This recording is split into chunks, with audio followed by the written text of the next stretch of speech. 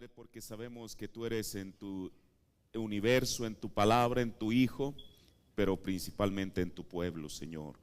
En esta mañana yo te pido, Padre, que tú vengas, me asistas para poder hablar tu palabra en esta escuela dominical y que ella sea de beneficio para los oyentes, Señor. Estoy en tus manos y te pido que me ayudes en el nombre del Señor Jesucristo. Amén. Dios bendiga a cada uno de ustedes en esta mañana. Bienvenidos en el nombre de todo suficiente de nuestro Señor Jesucristo. Vamos a tomar la escritura en el capítulo 6 de los Proverbios, el versículo 15, para continuar con esta escuela dominical que hemos llamado 7 cosas que abomina Jehová. Ahora, no es que estas sean las únicas cosas y que Dios solamente tenga 7 cosas, no, hay muchas cosas. Pero en esta escritura, que es a la que nos estamos refiriendo, vamos a estudiar lo que Salomón dice en esta escritura de Proverbios, el capítulo 6, el verso 15, el verso 16, mejor dicho. 6 cosas aborrece Jehová y aún 7 abomina su alma: los ojos altivos, la lengua mentirosa, las manos derramadoras de sangre inocente, el corazón que maquina pensamientos inicuos, los pies presurosos para correr al mal, el testigo falso que habla mentiras y el que enciende rencillas entre los hermanos. Amén. Tome su asiento. En esta mañana quiero hablar sobre la tercera cosa que el Señor aborrece, que es las manos derramadoras de sangre inocente. Ahora, ¿a qué se refiere esto? Bueno, cualquier persona que lee esta escritura entiende que se refiere, bueno, a matar a alguien que es inocente. Ahora, y no que el Señor justifique que se mate a un culpable. Mire, en el mundo hoy en día hay países que aparentemente son desarrollados donde todavía ellos tienen la ley del talión, ojo por ojo y diente por diente, en el cual todavía aplican la pena capital para los delincuentes, por ejemplo, alguien que ha matado, y otros ni siquiera tiene que ser alguien que mató a alguien más. Países como China, si hay alguien que por ejemplo, un político que es corrupto, lo cual, bueno, si esa ley estuviera en México, prácticamente no hubiera políticos, ¿verdad? Entonces, en los países árabes, aún por diferencias, digamos, en cuanto a creencia y cada una de esas cosas. Pero mire, le decía que el Señor tampoco no justifica que se mate a una persona aún siendo culpable. Mire, el profeta de Dios, antes de entrar a esto, él mismo estuvo en contra de eso. Mire, en el año de 1963, en el mes de marzo, él fue llamado a Houston, Texas. Él dice que le mandaron un telegrama. En aquel tiempo pues, no había ni correos electrónicos, ni WhatsApp, ninguna de esas cosas. Un telegrama de 2 o 3 páginas, en el cual ahí se le explicaba que una pareja estaba a punto de ser sentada en la silla eléctrica. Recuerde que Texas, hasta hoy en día, todavía ellos tienen la pena capital como castigo. Y entonces, pero resulta que esta persona que le envió la carta era el tío, la pareja, el varón, porque él y su novia eran los que estaban sentenciados a muerte. Pero el varón que estaba sentenciado a muerte era sobrino del señor Ayers, uno de los que estuvo en Houston en 1950 tomando unas fotos, todos sabemos, de las cuales solamente Dios permitió que saliera una, en la cual la columna de fuego aparece en la forma de un halo en la cabeza del hermano Branham. Todos conocemos esa foto. Bueno, resulta de que este muchacho se metió en algún problema. El asunto es que él ya estaba para ser sentado en la silla eléctrica. Yo creo que los abogados hicieron todo lo que pudieron para salvar al muchacho de la condena y fue condenado. Entonces ellos pensaron, o el señor Ayers, pensaron en que podría haber alguien que había alguien que les podría ayudar. Y ese alguien que les podría ayudar era el hermano Branham. Bueno, él viajó en auto junto con su hijo Billy Paul de Tucson a Houston. Y entonces él, imagínense qué cosa tan maravillosa, él sin ser un abogado, porque no lo era, entonces él fue ante el gobernador, que es quien puede conmutar la pena o en todo caso invalidarla o confirmarla. Él fue en aquel tiempo se llamaba, déjeme ver, No recuerdo ahorita el nombre, quizá me voy a acordar después. Este gobernador era incluso uno que iba en el auto cuando asesinaron a Kennedy. El gobernador iba en la parte del auto y Kennedy y su señora esposa iban en la parte de atrás. Entonces, pero mire, bueno, lo llamaron y mire lo que él dice en el sermón, precisamente se llama Mire, predicado el 28 de abril del 63, párrafo 265 al 266. Dice, bueno, me llamaron para un caso el otro día. Ustedes saben, esto allá en Texas, recibí un pequeño certificado, y diré qué cosa, recibí un pequeño certificado de ellos el otro día. Bueno, ¿qué decía ese certificado? Por salvar una vida, o sea, un reconocimiento que decía ahí por salvar una vida. Hermano, a una persona le pueden dar un reconocimiento por un buen desempeño, por ser una persona ejemplar, a un niño por obtener excelentes calificaciones en la escuela, pero ¿a quién le pueden dar un certificado como ese? Por salvar una vida, decía. Fuimos allá por causa de este joven Ayers, aquel hombre que tomó la fotografía del ángel del Señor, quien aquella noche allá en Houston me criticó y dijo infinidad de cosas acerca de mí. Mire, esto es a veces lo irónico de la vida. ¿Quién iba a pensar que aquel mismo hombre que estaba criticando al profeta de Dios, 13 años después iba a necesitar de él? Por eso uno, como dice la Biblia, uno debe estar en paz con todas las personas. Ahora, dice, y dijo infinidad de cosas acerca de mí, puso sus brazos alrededor de mí, me abrazó y dijo, solo piénsenlo, el mismísimo hombre que yo dije que era practicaba el hipnotismo, ha venido a salvar a mi hijo de la silla eléctrica. ¿Eso es correcto? Yo hablé allí delante de todos ellos. ¿Y qué hizo el gobernador? Lo perdonó. Oh, qué cosa, cuando ellos iban a morir en 4 o 5 días después. Correcto. ¿Por qué? Estoy interesado en la vida. Y dice el profeta vida. Mire, en el año 2000, el hermano Jorge Smith iba a alguna parte, estaba haciendo una escala en Houston.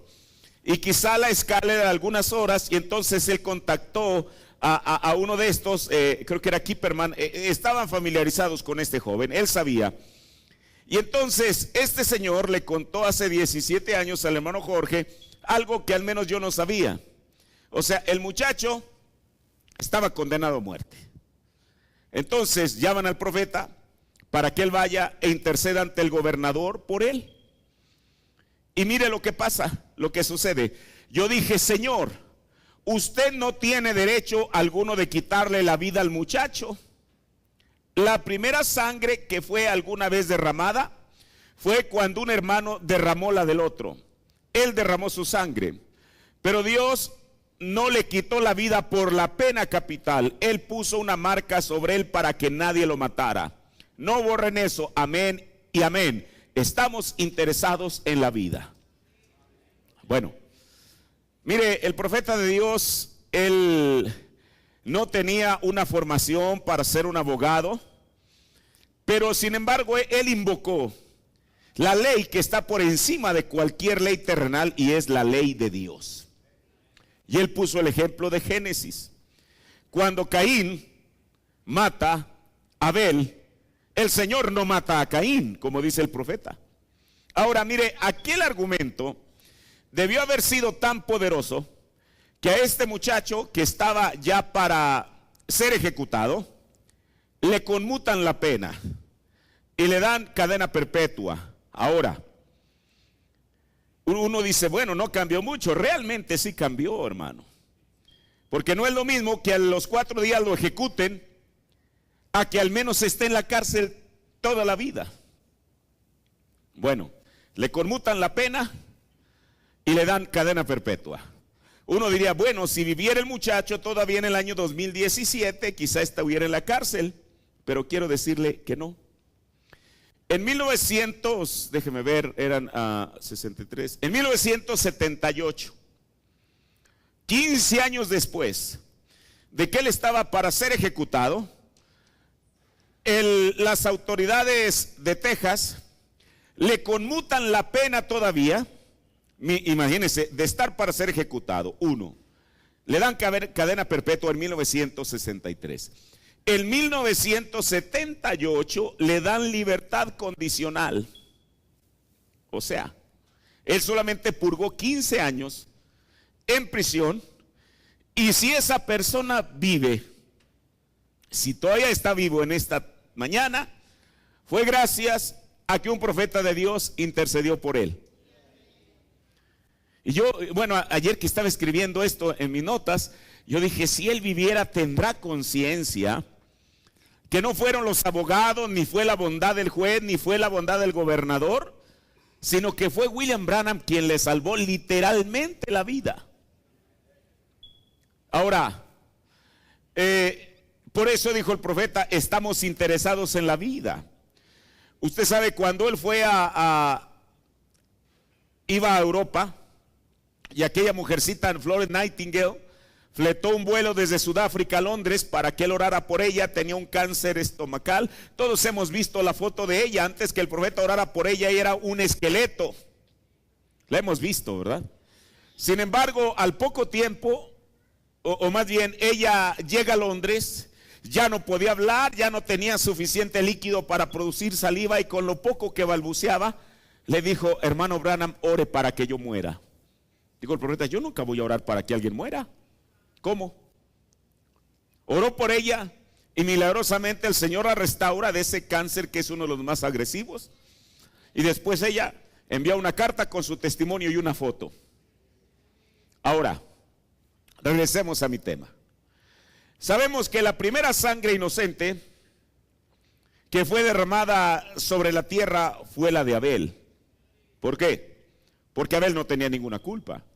Él no tenía ninguna culpa de tener una revelación que Caín no tenía, porque eso fue lo que lo motivó a final de cuentas, de que el Señor acepta el presente de Abel y rechaza el de Caín. Como hemos dicho, el Señor, Él no hace excepción de personas. Él sabía, como nosotros sabemos, que Caín era hijo de la serpiente, pero eso no era un motivo suficiente para que Dios lo condenara, sino que más bien el Señor le dio una oportunidad y le dijo, haz como tu hermano. Bueno, aquel hombre, por la naturaleza propia que tenía, no quiso atender y su sacrificio fue rechazado. Entonces él, en su coraje, no solamente atenta, sino que finalmente mata a Abel.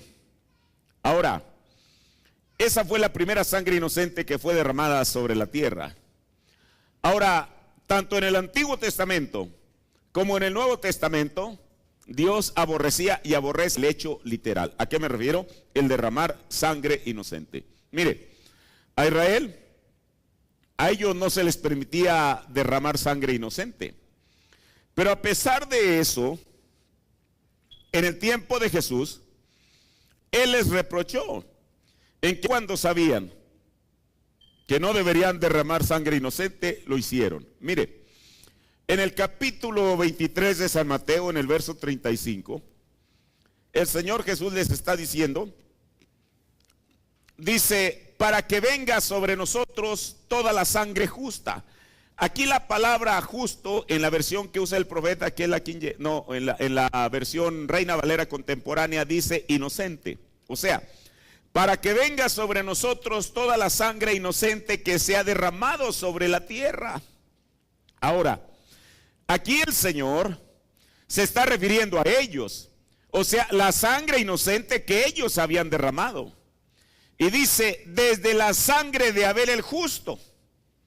O sea, Jesús lo lleva hasta Génesis y dice que desde el principio había sido derramada sangre inocente, y él pone nombre, y quizá él hubiera citado quizá ejemplo tras ejemplo. Pero de ahí se va hasta la sangre, dice, hasta la sangre de Zacarías, hijo de Baraquías, al cual matasteis entre el templo y el altar. Mire, esto de Zacarías es toda una historia, pero bueno, ahorita no la vamos a narrar porque no es el tema. Ahora, pero mire, ¿qué pasaba cuando alguien por hierro,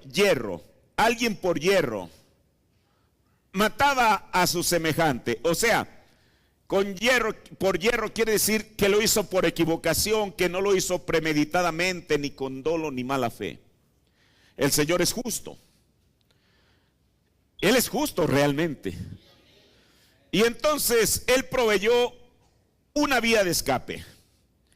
Y esa vía de escape eran llamadas en el Antiguo Testamento las ciudades de refugio.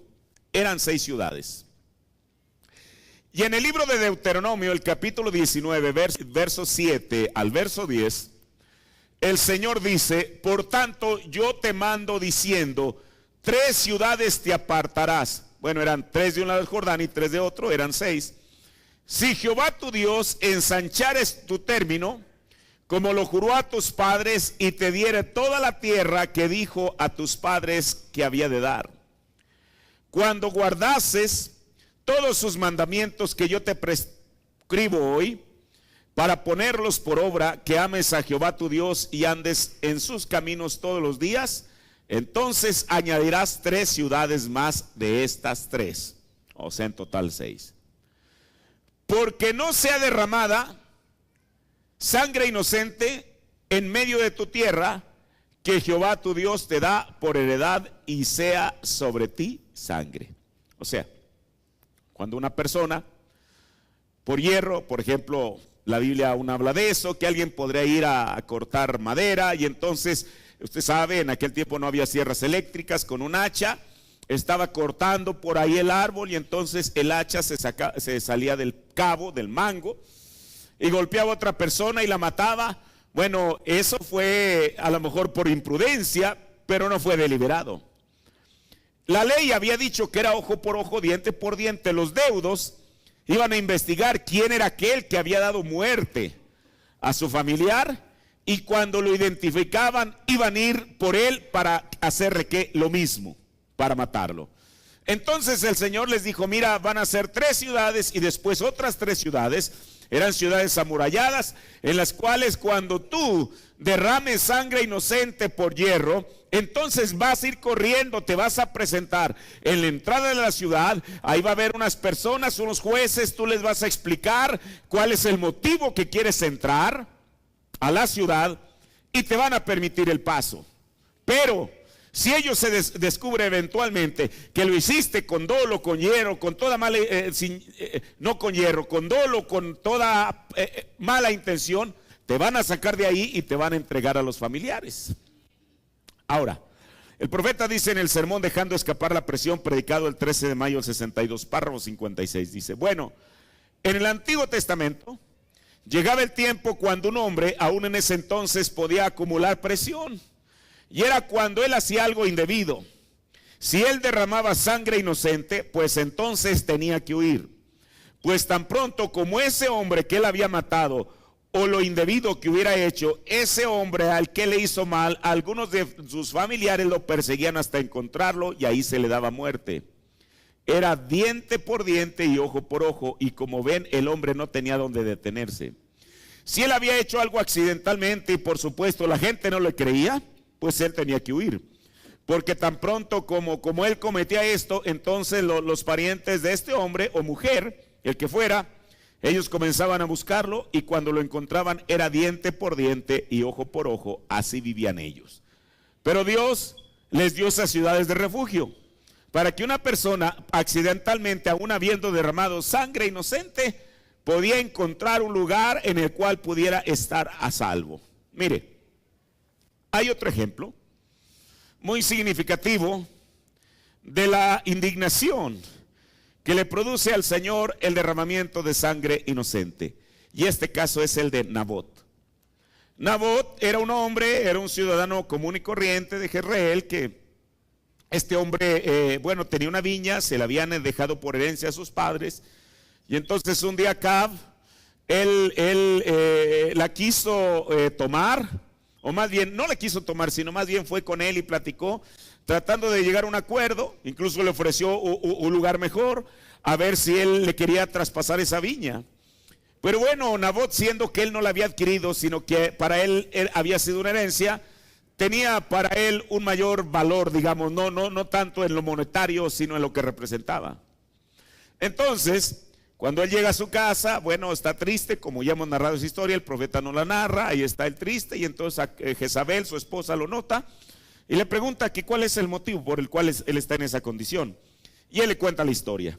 Bueno, con Jezabel fue otra historia distinta, porque ella dijo que ella se iba a encargar de que esa viña fuera para él a cualquier precio. Y entonces, pero el asunto era cómo. No podía despojárselo así nomás porque sí. ¿Qué fue lo que hizo? Inventó una historia. Usted sabe, en el Antiguo Testamento había varias causas por los cuales una persona podría ser apedreada a muerte por adulterio, pero otra muy importante era por haber blasfemado el nombre de Dios.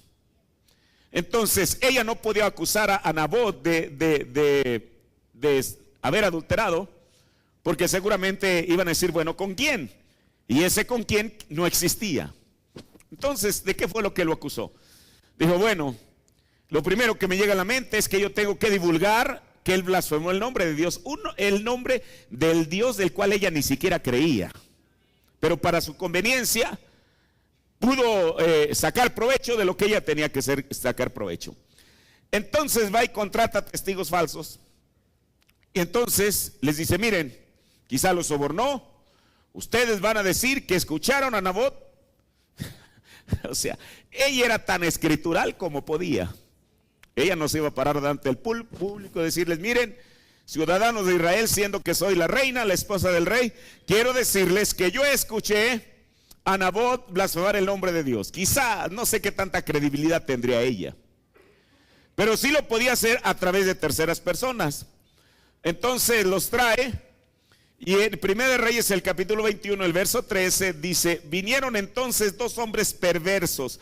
Mire, cuando la Biblia usa esta palabra, dice hijos de Belial, esa es una palabra muy terrible que la Biblia usa. O sea, vinieron estos dos hombres perversos y se sentaron delante de él. Y aquellos hombres de Belial, aquí está, atestiguaron contra Nabot delante del pueblo diciendo, Nabot ha blasfemado a Dios y al rey. Bueno, si lo que se requerían fueran 2 o 3 testigos. Ahora, usted sabe que eran falsos, desde luego. Delante de Dios ese testimonio no tenía ninguna validez. Pero ella no estaba interesada si algo era válido o no estaba interesada si algo era válido o no delante de Dios. Tenía que ser válido delante de la gente. Bueno, cuando ella se apega, ahora sí que es tan fundamental como puede a la ley, y consigue los 2 testigos, entonces dice la Biblia, y lo sacaron fuera de la ciudad, y lo apedrearon con piedras, y murió. Para mucha gente, dijeron, qué bueno que nos deshicimos de un blasfemo, que según el dicho de estos 2 testigos, blasfemó el nombre de Dios. Bueno, lo que ellos no sabían y lo que Jezabel no sabía tampoco es que hay un Dios en el cielo, el cual es justo. Y entonces, en Primera de Reyes, aquí mismo en el capítulo 21, pero en el verso 17, el Señor tuvo que intervenir. Y dijo, después fue palabra de Jehová a Elías Tisbita diciendo. Ahora, este ya no era Elías. No era un hombre llevándose quizá por su temperamento al darse cuenta de aquella injusticia que se había hecho, sino era Dios en el asunto. Entonces fuera de Jehová a Elías Tisbita diciendo, levántate, desciende a encontrarte con Acab, el rey de Israel que está en Samaria. He aquí, él está en la viña de Nabot, imagínese. Quizá estaba ahí viéndola, quizá diciéndole a sus siervos, miren esta, ¿sabe lo que es una viña? Un viñedo. Están las para aquello se ve maravilloso.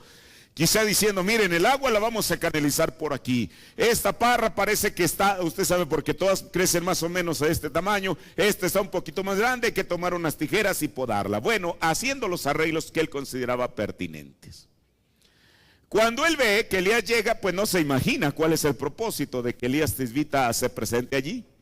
Y mire dónde estaba. He aquí, él estaba en la viña de Nabot, a la cual ha descendido para tomar posesión de ella. Y hablarle has diciendo, así ha dicho Jehová, ¿no mataste y también has poseído? Y tornarás a hablarle diciendo, así ha dicho Jehová. Hermano, con una así dice el Señor, ¿quién puede oponerse a eso? Así ha dicho Jehová.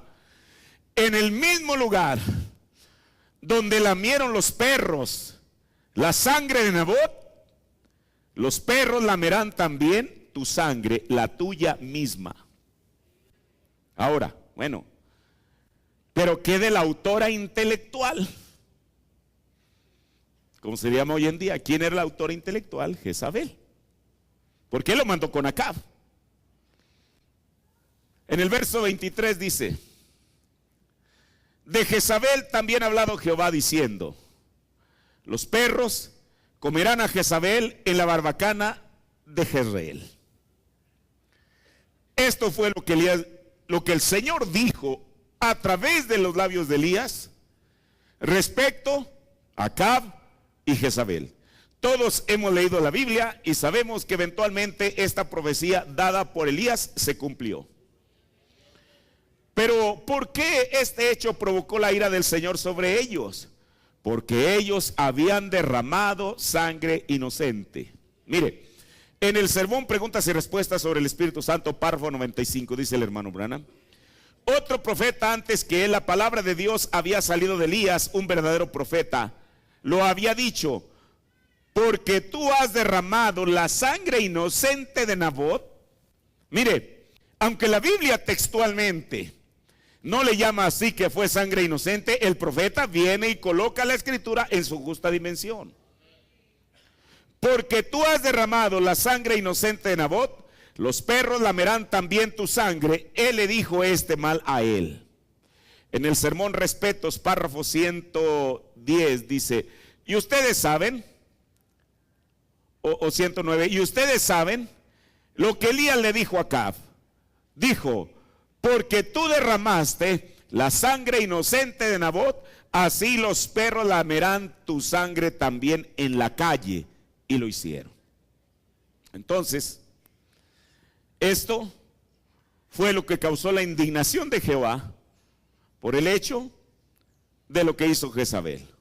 Ahora, mire, veamos, digamos, algo que de alguna manera hace contrapeso a esto. Y es cuán distinto es cuando Jonatán evitó que Saúl, su padre, derramara la sangre inocente de David. Usted sabe la historia. Esto es malísimo, hermano. ¿Cómo es que Saúl eventualmente entró en él un espíritu de celo y envidia hacia David? Y en cada oportunidad él procuraba matarle. Y en una ocasión, dice la Biblia en 1 de Samuel, el capítulo 19, versos del 1 al 6. Y habló Saúl a Jonatán su hijo y a todos sus criados para que matasen a David. Mas Jonatán, hijo de Saúl, amaba a David en gran manera. Mire, yo creo que este era un amor mutuo. Porque dice la Biblia que cuando mataron a Jonatán en la batalla, en la misma batalla en la cual murió Saúl, David comenzó a llorar sobre este hecho y dijo: ¿cómo han caído los valientes en la batalla? Y luego él dijo: mire, dijo Jonatán mi hermano, tú eres más precioso para mí que todas las mujeres. O sea, qué cosa. Si uno pusiera las esposas de David en una balanza y a Jonatán en el otro lado de la balanza, el amor de David por Jonatán pesaba más que por todas las esposas que él tenía. Ahora, dice: y dio aviso a David diciendo: Saúl mi padre procura matarte, por tanto mira ahora por ti hasta la mañana y estate en paraje oculto y escóndete. Y yo saldré y estaré junto a mi padre en el campo donde estuvieres, y hablaré de ti a mi padre y te haré saber lo que notare. Y Jonatán habló bien de David a su padre y díjole: mire, ahora este es el hijo dándole un consejo al padre. Parece raro. Pero sin embargo Jonatán tenía un mejor entendimiento y un espíritu sano hacia David. Ahora, dice: y Jonatán habló bien a David su padre y díjole: no peque el rey contra su siervo David, pues que ninguna cosa ha cometido contra ti. antes sus obras te han sido muy buenas, porque él puso su alma en su palma e hirió al filisteo. O sea, lo que Jonatán le está diciendo: Saúl, recuerda que en una ocasión David arriesgó su propia vida para poder matar a Goliat. Y Jehová hizo una gran salud a todo Israel, o sea, una gran salvación. Tú lo viste y te holgaste, te alegraste. ¿Por qué pues pecarás contra la sangre inocente, matando a David sin causa? Mire qué palabras tan tremendas usó Jonatán para persuadir a Saúl de que no matara a David. Dijo: ¿qué beneficio tendrás de que tú vayas a derramar sangre inocente? Y oyendo Saúl la voz de Jonatán, juró: vive Jehová que no morirá. Hermano, si esto hubiera sido la reacción que otro rey anterior a él, llamado Acab, hubiera tomado, el fin de Acab hubiera sido distinto. Ahora, qué gran lección es la que encontramos aquí. Jonatán en realidad amaba a David. Y mire, termino. El caso más significativo y triste de toda la Biblia de derramamiento de sangre inocente es el de Jesús. Judas lo admitió.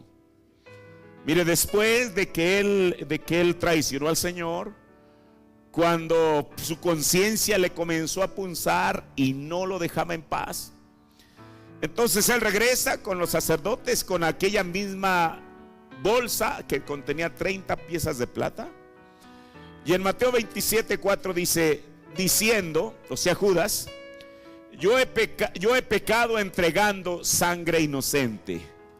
Y ellos le dijeron: ¿qué se nos dará a nosotros? Viéralo tú. O sea, en otras palabras, y a nosotros ¿qué nos importa?